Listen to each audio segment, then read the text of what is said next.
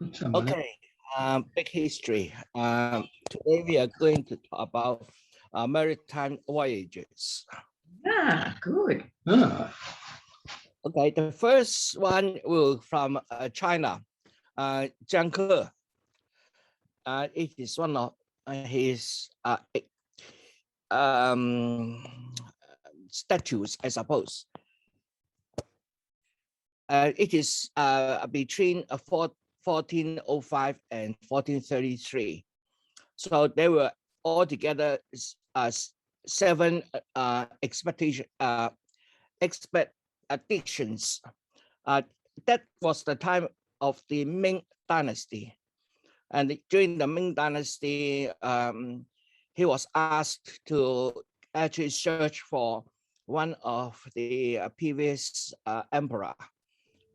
The emperor overthrown his uncle and then took the throne, and then he was afraid that his uncle will come back, and then so he sent this junker to search for him. So he actually goes 7 times,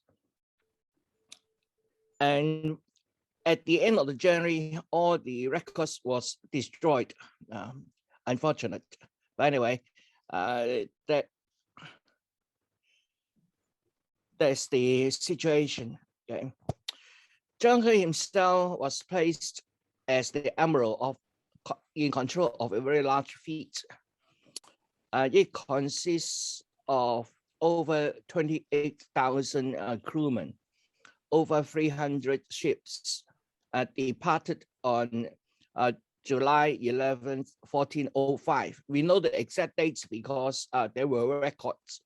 Although most of the records was destroyed, but still some of the records was left behind among the citizens. So the royal records are destroyed, but we still have knowledge about these voyages.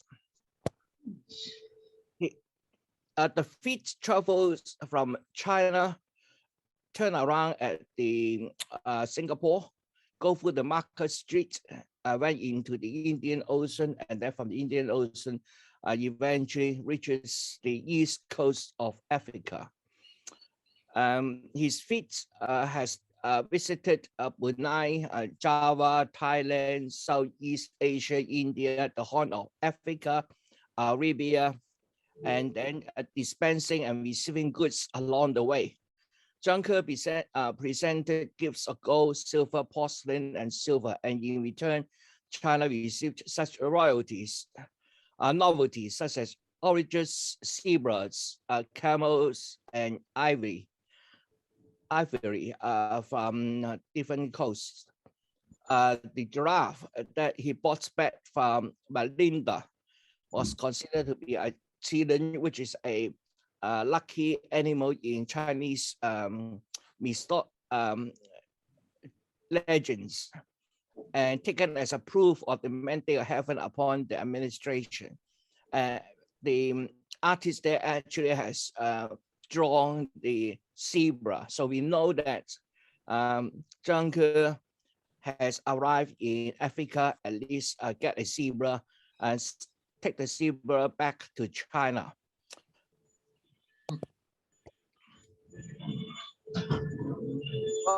While his feat was unprecedented, the routes were not. His feet follow long established, well-mapped routes of trade between China and Arabian Peninsula, and they have been used since at least the Han Dynasty. So we are talking about at least another 1,000 years ago.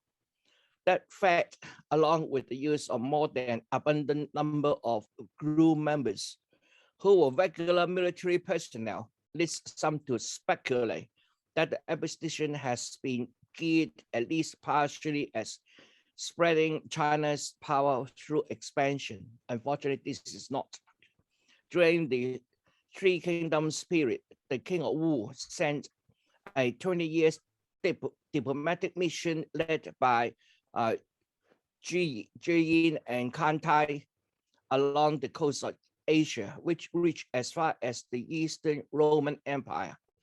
After centuries of destruction, the Song Dynasty restored large-scale maritime trade from China to the Indo-Pacific and the Indian Oceans. Now, the Song Dynasty is the dynasty before the Ming Dynasty, so we are still talking about a little bit before Zhang Ke started his voyage. When his fleet first arrived at the Malacca, there were already a sizable Chinese community. The General Survey of the Ocean Shores, which is a Chinese book. I have tried to download this particular book in Chinese. It is huge. I read a couple of pages and find it not my taste. It's talking about all the Asian Chinese expedition to different places. It was composed by a translator, Mahon, in 1416, gives very detailed accounts of his observations of people's customs and lives in the ports that they have visited. And from there onward, Chinese people are referred to as Tang people. Tang Dynasty is actually even earlier. In terms of Chinese dynasty, Han is the first emperor. And then we have, after Han, we have the Tang Dynasty, Song Dynasty, and the Ming Dynasty. So when the people refer to the Chinese outside China as Tang people, that means they have go out from China in the Tang Dynasty. So that will be another 1,200 years before Zhang Ke started his journey. Zhang Ke generally sought to attain his goals through diplomacy, and his large army owed most with the enemies into submission. So he had 1 or 2 wars in all his 7 journeys. They are not large-scale wars. The army there was to frighten the potential enemies. However, a contemporary report that Zhang Ke walked like a tiger and did not shrink from violence when he considered it necessary to impose foreign peoples with Chinese military might.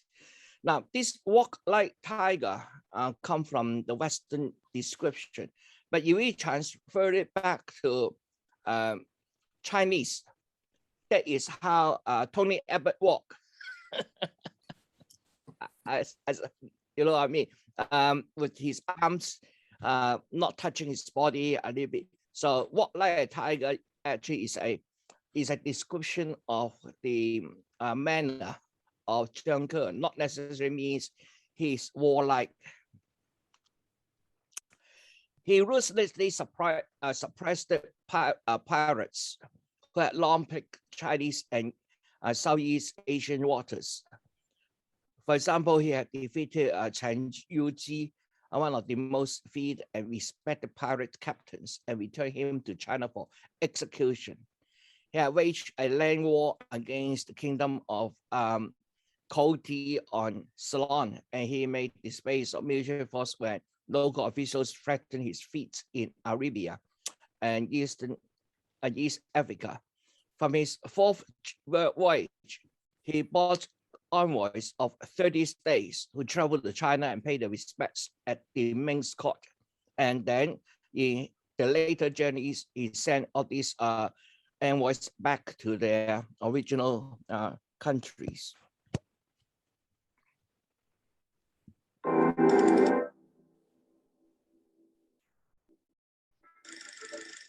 Imagine hundreds of ships fanning out across the horizon, an ocean of red silk sails. At their head, colossal dreadnoughts, each one bigger than a football field. This was the great fleet of the Ming dynasty, a massive floating city commanded by Zheng He. This treasure fleet brought in calculable wealth to foreign lands, yet also showed China's might, conquering pirates and creating kings. Welcome to our video on the voyages of Zheng He, a 30-year period when China dominated the seas. Shout out to Perfect World Mobile for sponsoring this video on Chinese history. Perfect World International is one of the most popular Shensha MMORPGs ever, and soon it will be released for mobile devices. Perfect World Mobile, which has stunning movie-level graphics, a unique flight system, and character customization, will allow longtime fans to revisit this incredible world and make fans of everybody who downloads the game. All the playable classes in the game have distinct characteristics, and each class complements each other. And that is great news, since the game has very good guild and party systems, which will make playing with and against your friends very easy. 60,000 square kilometers of panoramic three-dimensional map for players to explore, epic combat in the air, on land or in the oceans, and next-gen immersive graphics make this game a perfect choice for your new favorite. Support our channel and download the game by clicking the link in the description. Perfect World awaits. In 1368, the Ming dynasty rose to power in China, ending nearly 100 years of Mongol dominion. The first ruler of this line, the Hongwu Emperor, enjoyed a long and prosperous reign, but following his death, civil strife enveloped his realm. War erupted between Hongwu's son and his rebellious uncle, Zhu Di, who decisively defeated his nephew and deposed him as emperor. Zhu Di took on the imperial moniker of Yongle, a title meaning eternal joy. The Yongle Emperor proved to be among the most ambitious monarchs in Chinese history, sending soldiers south to annex Annam, while personally leading armies north to fight the Mongols, who remained a threat to his domain. All the while, he facilitated the building of a new grand capital, the city of Beijing. The emperor wished to see his domain expanded throughout the oceans, to have all nations across the four cardinal directions come under his economic influence and acknowledge China's greatness. In this endeavor, he appointed one of his most trusted confidants, the eunuch known as Zheng He. Zheng He was born in 1371 in the province of Yunnan, which sits in the shadow of the Himalayas. His birth name was Ma He, and he was the son of a minor official in the Mongol Empire, whose ancestors were likely of Persian origin. His family was Muslim, and he lived his entire life as a devotee of that faith. At 10 years old, Ma He saw a Ming army march into his home province to seize it from the Mongol remnant. His father was killed in the ensuing fighting, and he was taken captive. As was the custom, Ma He was castrated and given into the services of Zhu Di. Despite his maiming, the young eunuch fought bravely in the battles that put his master on the throne, and thus became one of the most trusted confidants of the new emperor, who bestowed upon him his new name, Zheng, which was the name of his favorite warhorse. There was still the matter of building the fleet, into which Yongle poured monumental amounts of resources to see through. In the old capital of Nanjing, a massive dry dock was set up, over a quarter-mile wide. In it, the great treasure ships were built. These were gargantuan 9-mast vessels, over 450 feet in length and 200 feet in width, 5 times bigger than the ships of Christopher Columbus. These behemoths were a marvel of engineering, featuring watertight compartments in their hulls, ensuring only one pocket would be flooded should a leak spring, and not the whole ship. They were aptly named, for they carried a priceless cargo of silks, porcelain, gold, silver, and other treasures that would be gifted to foreign rulers who paid tribute to the Ming. 62 treasure ships would be completed in the span of only 3 years, supplemented by 190 smaller vessels carrying supplies. The crewmen assembled included cooks, sailmakers, carpenters, physicians, record keepers, diplomats, translators, and professional soldiers, including cavalrymen, whose mounts were housed aboard nautical stables. Zheng He's fleet was a floating city.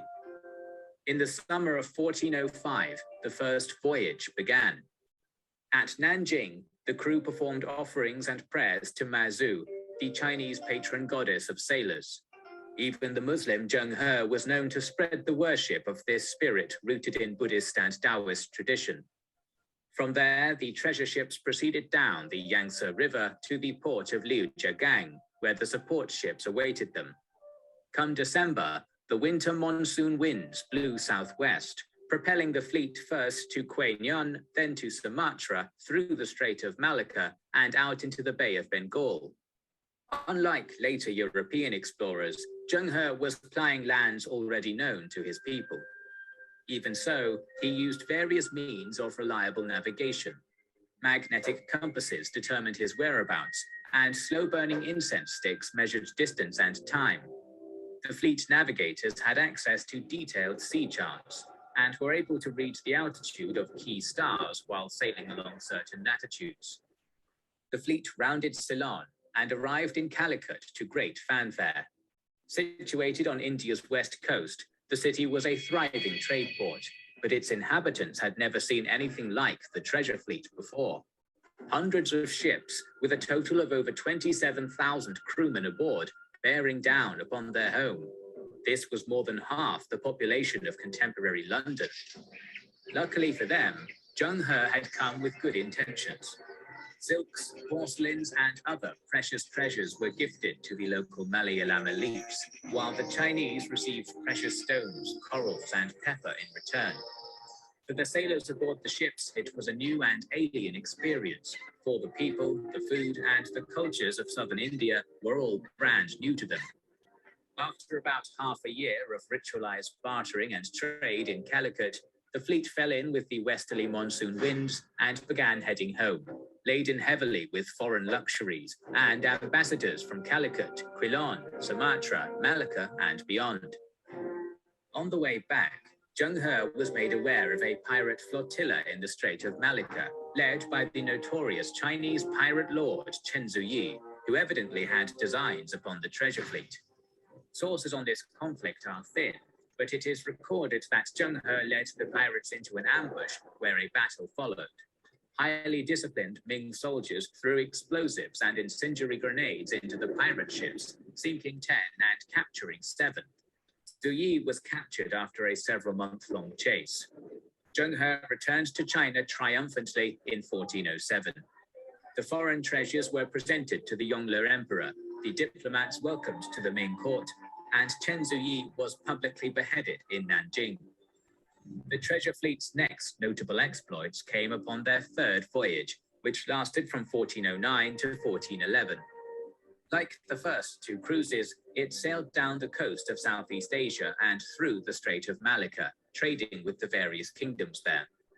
This time, they encountered the Prince Paramiswara, who had just founded a burgeoning trade city. Paramiswara offered up his realm to Zheng He, who gladly took it under Ming suzerainty on behalf of his emperor. In kowtowing to the Chinese, the Malaccan prince ensured his city would be unmolested by his expansionist neighbors, who dared not invoke the ire of the Ming. Soon, his city became the most prosperous trading port in the strait. Following this exertion of Chinese political clout, the treasure fleet traded with the locals for nutmeg, cloves, pepper, and ginger before sailing on. In Ceylon, Zheng He found trouble. The local Buddhist Sinhalese were embroiled by wars both with Hindu Tamils and amongst themselves. The regional power was the kingdom of Kotte, ruled by the usurper king, Alekisvara.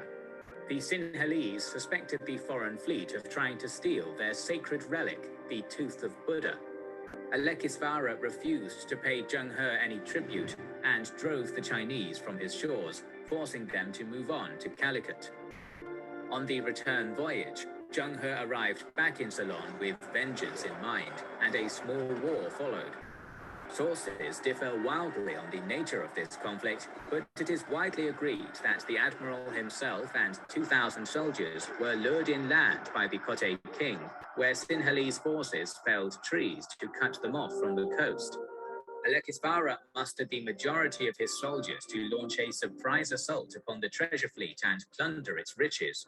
But the eunuch was a quick thinker and stormed the sparsely defended Sinhalese capital city with his 2,000 men. The Sinhalese were now forced to besiege their own capital, but the Ming soldiers held their own.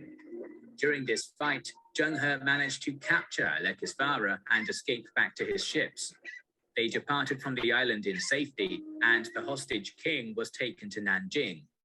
Ultimately, the Yongle emperor released Lekisvara and sent him home, but not before appointing Parakramabahu VI as the new king of Ceylon at the suggestion of the Sinhalese ambassadors. This new ruler paid regular tribute to the Ming, rendering Ceylon back under Chinese influence. The fourth voyage commenced in 1413 with expanded horizons. This time, the fleet was to sail beyond Calicut and into the Persian Gulf. The Chinese soon arrived at the port of Hormuz, where they were greeted warmly by the local authorities. There, the sailors were immersed in the riches of the Persian and Arabic worlds, offering out their wealth in return for precious stones, pearls, ornate Persian carpets, and fine Arabic horses. It was here that Zheng He first came into contact with the cultures of sub-Saharan Africa, for Hormuz was a thriving trading port and brought in entrepreneurs from across the Muslim world. The eunuch met merchants from Mogadishu and Malindi, as well as the lions and leopards they brought from their homeland. These merchants sold their animals to the Chinese, and after further prompting, agreed to come aboard the treasure fleet and go to Nanjing as envoys, paying tribute to Yongle. Meanwhile, one of Zheng He's admirals, Yang Min, had peeled off the main fleet to Bengal, where the local ruler had gifted him an African giraffe. On the return journey through Malacca, Zheng He became embroiled in a dynastic dispute for the throne of Semidera, where a usurper named Sikander had deposed the king, Zayn al-Abidin. Zheng He sided with al-Abidin. This enraged Sikander, prompting him to attack the fleet, allegedly with 10,000 men. The Ming soldiers defeated this army and placed al-Abidin back upon the throne, making it a tributary state. Yang Min returned back to Nanjing first, followed by Zheng He with the bulk of the fleet. The foreign treasures and live animals were received triumphantly by the Ming court, but it was the giraffe in particular that caused a widespread stir among the Chinese people. Many believed the gentle, long-necked creature to be a qilin, a mythical spirit that appeared only to mark the arrival of a great sage ruler. Its presence in the Chinese court was a sign that Yongle's reign was blessed by the heavens, and it became synonymous with the emperor's boundless prestige. In 1417, Zheng He departed on his fifth voyage, with the intention to go further than he'd ever gone before. Sailing beyond Hormuz, he docked at the port of Aden in modern-day Yemen. There, the Chinese acquired more material wealth from the Arab world, alongside ostriches and zebras, as well as more lions and giraffes. From Aden, the fleet made its way down to Mogadishu and Malindi, returning home the African merchants they had picked up on their previous voyage. There, they encountered towns defined by coral rag houses and lush citrus gardens. Records of the treasure fleet's travels here are thin, but the local Swahilis generally received them well, although one account claims Zheng He ordered a gunpowder cannon fired into the walls of a belligerent chieftain's town. Either way, the eunuch admiral had traveled farther than any East Asian sailor in history. Unfortunately, the golden age of the treasure fleet was slowly coming to an end. In 1424, following the end of Zheng He's sixth voyage, the Yongle emperor died, succumbing to illness while on campaign against the Mongols. With him, the Ming's desire to fund more voyages slowly dissipated. Yongle's son staunchly opposed the fleet, but he died only a year into his reign, succeeded by his son, the Xuande emperor. Xuande opted to honor his grandfather's ambitions by calling upon Zheng He once more. Thus, in 1431, 10 years after the conclusion of his previous voyage, the 60-year-old admiral was sent on one final cruise. On this journey, the great admiral met his end, passing away in Calicut in 1433 and being buried at sea. With both Yongle and Zheng He gone, there was nothing left to stop the Ming court from disbanding the treasure fleet. There is still debate as to why the voyages were terminated. Scholars claim that sects within the imperial court had always been fundamentally opposed to the fleets, seeing it as a flagrant insult to China's Confucian values, which imparted the importance of a land-based agrarian society. Others cite a widespread resentment for the eunuch faction, of which Zheng He was a part. The fleet had been a hallmark of their power, and its destruction was a way to diminish their influence. Ultimately, economics was likely the principal reason for the fleet's stoppage. Yongle had bled his treasury dry with his other ventures. His war fronts had cost him dearly, while building Beijing had also incurred huge expenses. After his death, the Ming decided that ocean-going trade was no longer monetarily feasible. Most of the Great Wall was built by the later Ming emperors, using the funds that would have otherwise gone into maintaining treasure ships. In 1529, the Jiajing emperor burned hundreds of logbooks from Zheng He's voyage in an attempt to erase him from history and establish China as an isolationist nation. Despite this, the connections established by the Admiral Eunuch across Southeast Asia endured. There is physical evidence of this, seen in porcelain bowls made in the early 17th century by Chinese artisans. Inscribed with Arabic calligraphy, they were commissioned by the sultans of Aceh in Sumatra, who still coveted these Chinese luxuries nearly 2 centuries after Zheng He's death. The treasure fleets also had an indirect role in changing the ethnic makeup of the region. Chinese minorities had existed throughout the South China Sea for centuries, but the era following Zheng He's voyages saw an exponential increase in immigration. Today, Chinese communities in Thailand, Malaysia, Indonesia, and India hold Zheng He as an extremely venerated figure. Furthermore, Zheng He is said to have had mosques built all throughout Southeast Asia. The success of his fleets and their abrupt termination brings many to question if China had squandered the opportunity to form a colonial empire before the kingdoms of Europe took to the seas. Yet, the existing legacy of the treasure ships is impressive enough without having to wonder what might have been. And the exploits of Zheng He during the reign of the Yongle Emperor will always be a reminder of a time when China ruled the waves. We always have more stories to tell and release videos. Okay, let's look at the size of the fleet. We describe it as gigantic ships, far larger than any other wooden ships in the history. Of course, the largest is his own main fleet. 100 entirely based on calculation derived from an account that was written 3 centuries later. So we have a lot of problems of understanding how large they are. And they were projects to rebuild the ships, but I don't know how that kind of projects finished. So I don't know. Okay, the treasure ship themselves is estimated to be 127 meters long, 52 meters wide with 4 decks. And there are ships which carry horses, which is 103 meters long and 42 meters wide. And there are supply ships which carry the stables for the crewmen. And they were 78 feet long and 35 meter wide. The troop transport ships are 67 meters long and 25 meters wide.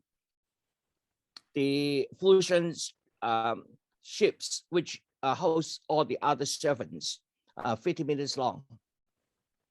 The patrol boats, this is meant to be fast boats which will travel between the ships, 37 meters long.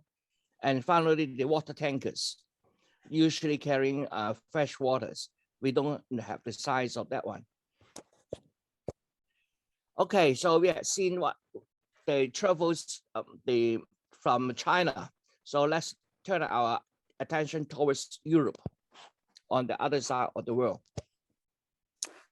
During the 15th and 16th centuries, leaders of several European nations sponsored expeditions abroad in the hope that explorers could find great wealth and vast undiscovered land. The Portuguese was the first ones. Starting in about 1420, small Portuguese ships known as Caravels shipped through the African coast, this time in the west coast, carrying spices, gold, and other goods, as well as enslaved people from Asia and Africa to Europe. I don't know why at that time there would be people from Asia in Africa, but anyway.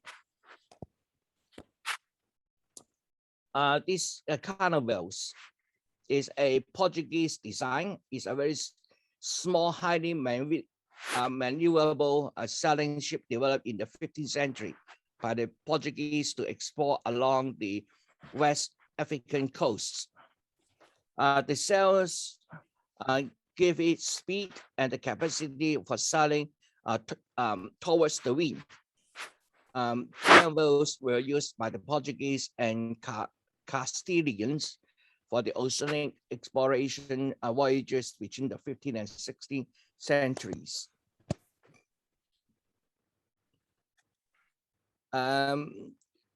Here it doesn't describe the size, but only describe the tonnage. So they were about 50 to 160 tons with 1 to 3 masts. The latent triangular mast allowing it to travel towards the wind. Being smaller and having a shallow hull, this Caravel can sail upriver in shallow coastal waters. Okay, there's a size here. The average size is 12 to 18 meters long, and average tonnage is 50 to 60 tons. A total length to beam ratio of 3.5 to 1. So making it a very ellipsoid.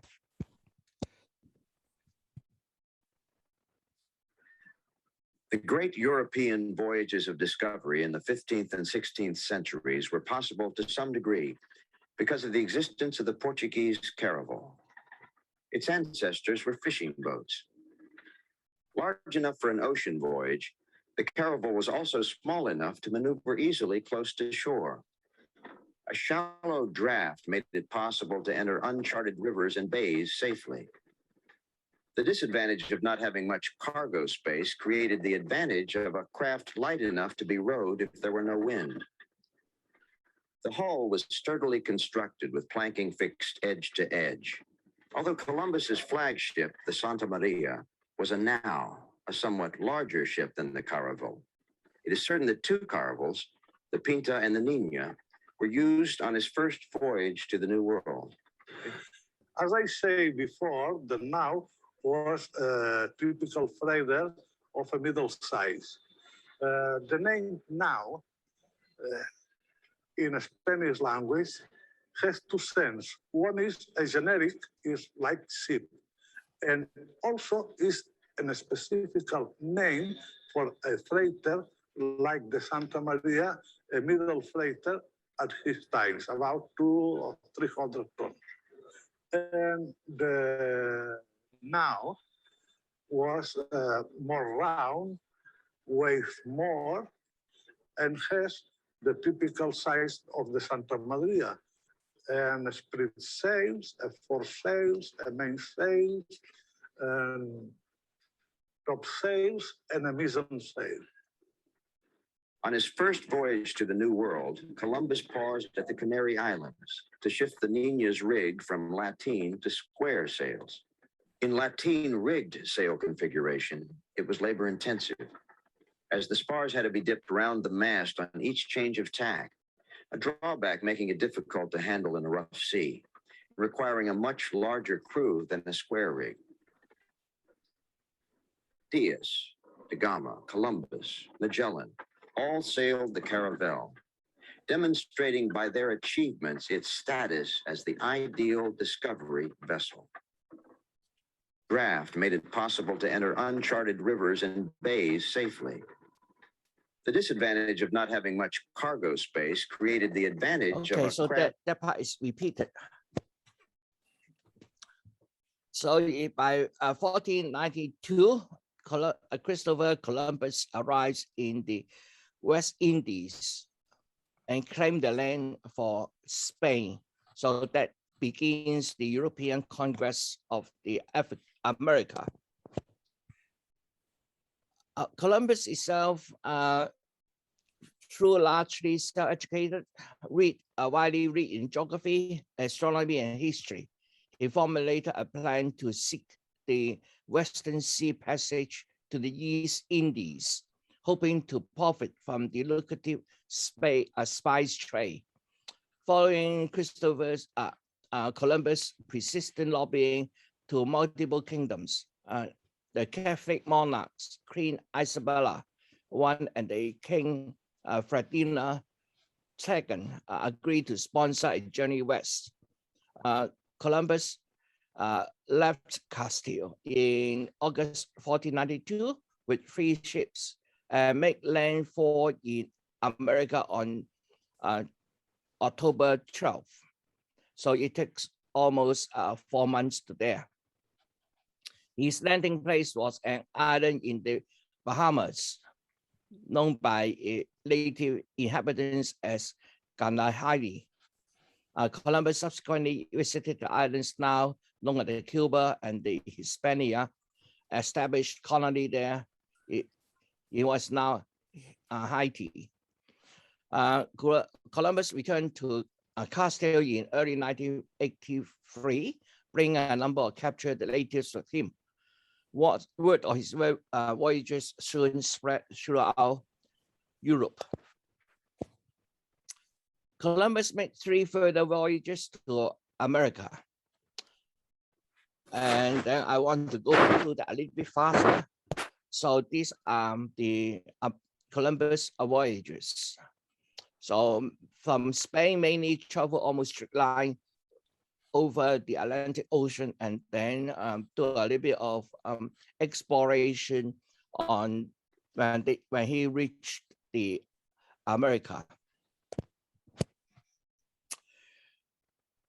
Some historians has criticized Columbus for initiating colonization and for abusing natives. He is a very brutal man. Of course, there are also disputes about that. So there's another historian, Chris Lane, disputes whether it is appropriate to use the term genocide when the atrocities were not Columbus' intent, but resulted from his decrees, family business goals, and negligence. Another historian, William J. Conwell, has argued that while Columbus brought the entrepreneurial form of slavery to the New World, it was a phenomenon of the times, further arguing that we have to be very careful about applying 20th century understandings of morality to the morality of the 15th centuries.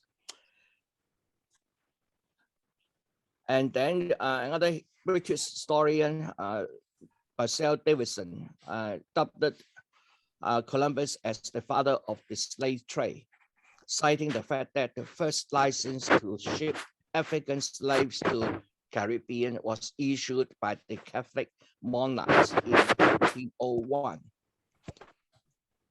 Another impact is the depopulation of the Americans. By around the turn of the 21st century, estimates of the pre-Columbian population of the Hispania ranged from 250 to about 2 million. But genetic analysis published in later 2020 suggests that smaller figures are more likely, perhaps as low as 10,000 to 50,000. But anyway, based on this, we know that there are huge depopulation in the America, either because of disease or because of the war of the invaders. Of course, the voyages of the Columbus are considered as a turning point in world history, marking the beginning of the globalization and accompanying the demographic, commercial, economic, social, and political changes. Until 1920s, Columbus was portrayed as a heroic explorer. More recently, however, the narrative have featured the negative effects of the conquest on the native populations. Exposed to old world diseases, the indigenous populations of the New World collapsed and were largely replaced by Europeans and Africans, who brought with them new methods of farming, business, governance, and religious worship. Whether Columbus discovered America. Through Columbus came to be considered the European discoverer of America in Western popular culture. His historical legacy is under dispute. The Norse had colonized Northern America around 500 years before Columbus, with some degree of contact with European being maintained until 1410. So whether Columbus actually do a discovery is under dispute as well. The Portuguese explorer Gama finds a sea routes from Europe to India, allowing Portugal to create a trading empire. So that was another turning around his initial voyage to India is in 1497, was the first to link Europe and Asia by ocean routes, connecting the Atlantic and the Indian Oceans, and therefore the West and the Orient. This is widely considered as a milestone in world history. It marked the beginning of the sea-based phase of the global multiculturalism. The Gama discovery of the sea routes to India opened the way for an age of global imperialism and enabled the Portuguese to establish a long-lasting colonial empire in Asia. The violence and the hostage-taking employed by the Gama and those who follow also assigned a brutal reputation to the Portuguese among India's indigenous kingdoms. But in fact, the Indian has been in contact with Europe through the land base as well. So the road followed by the Gama, okay, and then this is the path. He's one of the most famous and celebrated explorer from the age of discovery. As much as anyone after Henry the Navigator, he was responsible for Portugal's success as an early colonizing power. Spanish and English explorer returning to Europe bring back New World foods, including tomatoes, potatoes, corn, squash, and cacao. And then, of course, there's a slave trade, enslaved African people brought to America. The French historian noted that the slavery was endemic in Africa and part of the structure of everyday life. Slavery came in different guises in different societies. Court slaves incorporated into princely armies, domestic and also slaves working on the land, in industry as courier, in the Middle East as trader, etc., etc. So it looks like slaves in Africa, at least in the west coast of Africa, is very much customary at that time. During the 16th century, Europe began to outpace the Arab in exporting in the export traffic, which is slave traffic from Africa to America. The Dutch imported slaves from Asia into the colony at the Cape of Good Hope in the 17th century. Prior to the 16th century, the bulk of the slaves exported from Africa were shipped from East Africa to the Arabian Peninsula. The European involvement in the East African slave trade began when Portuguese established an Indian path in the early 16th century. Okay, this is one of the most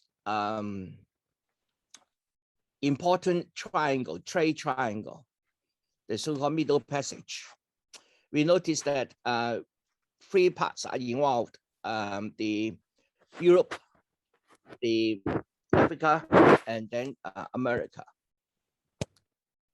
The Middle Passage was the stage of the Atlantic slave trade in which millions of enslaved Africans was forcefully transported to America as part of the triangular slave trade. Ships departed from Europe for the African market with manufactured goods. So that is the first side of the triangle, which were traded for slaves, as the rulers of the African slaves were willing to capture and sell members of their tribes. Then slave ships transport the human cargo in very bad conditions. At that time, male and female are separated across the Atlantic. Mortality was high, and those with strong bodies survived. Young females were raped by the crew. The proceeds of the sale of the enslaved Africans were then used to buy hides, tobaccos, sugar, rum, and raw material, which would be transported back to Northern Europe to complete the triangle. So,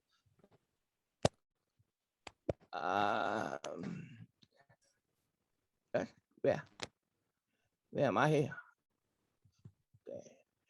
This triangle. So they will travel from Europe to Africa with all the goods from Europe and trade the goods, and they use the money to buy slaves, and the slave is shipped over to America, sell the slave, buy all the goods from here, and then send it back to Europe for sale. So this is a very profitable triangle. The slave ships, we see that it is very closely packed because the slave is not considered as human. They are just goods. In the early 1600s, more than a century after the arrival of Europeans to America, demand for unpaid labor to work plantations made slave trading a profitable business. The Atlantic slave trade peaked in the last 2 decades of the 18th centuries during the following of the Congo Civil War. To ensure profitability, the owners of the ship divided their hulks into holds with little headrooms so they could transport as many slaves as possible. Unhygienic condition, dehydration, dysentery, and scurvy lead to high mortality rates. On average, 50% and up to a third of captives. Often the ships carry hundreds of slaves who are chained tightly to plank beds. For example, slave ship carry about 200 slaves on the long Middle Passage. They were confined to cargo holds with each slave chained with little room to move. The owners of slave ship held as many slaves as possible by cramming, chaining, and selectively grouping slaves to maximum space and make travel more profitable. Slaves on board were underfed, brutally treated, causing many to die even before arriving at their destination. Dead or dying slaves are just dumped overboard. These people were not treated as human, living like animals throughout their long journey to the New World. It took an average of 1 to 3 months to complete the journey. The slaves were naked, shackled together with several different types of chains, stored on the floor beneath bunk with little to no room to move. Some captains were assigned slave guardians to watch over and keep the other slaves in check. They spent a large portion of the time pinned to the floorboard, which would wear their skin on their elbows down to the bone. First-hand accounts from former slaves describe the horrific conditions that slaves were forced to endure. According to modern research, roughly 12.5 million enslaved Africans were transported. The monetary value of enslaved Africans on any given American auction block during the mid-18th century ranged from $800 to $1,200, which in modern times were equivalent to $32,000 to $48,000 per person.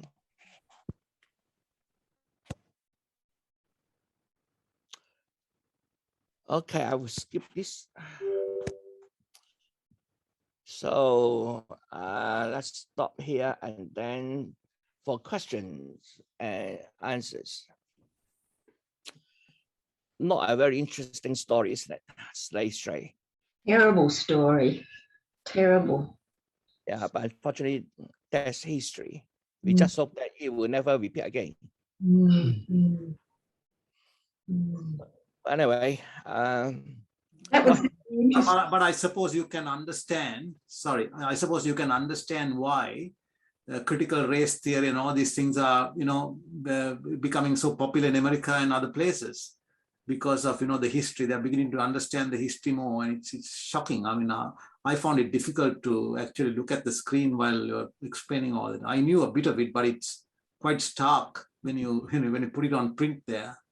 Yeah, well, the beauty of today's information age is that we can all collect information if we just want to search for it. As you know, I'm not a historian. I'm a physics student. So all these information is collected online and then present to you. But I think from a human point of view, today's moral will not allow us to consider to owning slaves. But unfortunately, in the next week, I will be talking about slave again.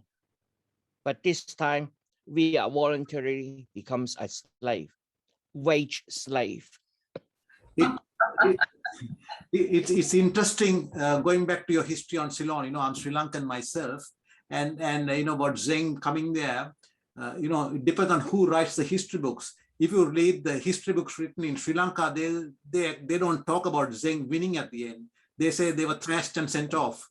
But they will never. It depends on who writes the book. They came. We gave them a hammering, and we chased them away. They don't say. They don't say. Finally he had. They beat them. They don't say that. Yeah, well, I think every country have their pride. They want to keep their pride, and then again, history is written by the victorious. So, but the only thing we can do is actually triangulate, get different stories from different part of the world, and then try to make sense of it. But anyway, any other comments about? No, it was very interesting, Albert. Thank you very much. Yeah, particularly the Chinese part of it. I didn't know much about that at all. Never taught any of that in my school days. We learned all about Columbus. I think there's a English, is that English submarine captain has written a book, 1405, I think. He talked about how far the Chinese junker has traveled around the world. He even claimed that some during one or two voyages, junker actually arrived at the east coast of America, which I find it interesting. I don't think so, because John Kerr wasn't driving in that direction. Mm. John Kerr's sea map as presented is known routes. He is not traveling. He is not discovering something. He's just traveling along the routes which it's already known to him. So, but anyway, if you are interested, look for a book called 1405, and you'll see a bit more about a. I think it's a British submarine captain. And after he retired, he started writing about all the evidence that he collected while he is a submarine captain. But anyway, Thank you very much. see you next week then. Yes. Okay. Bye-bye. Bye. Bye.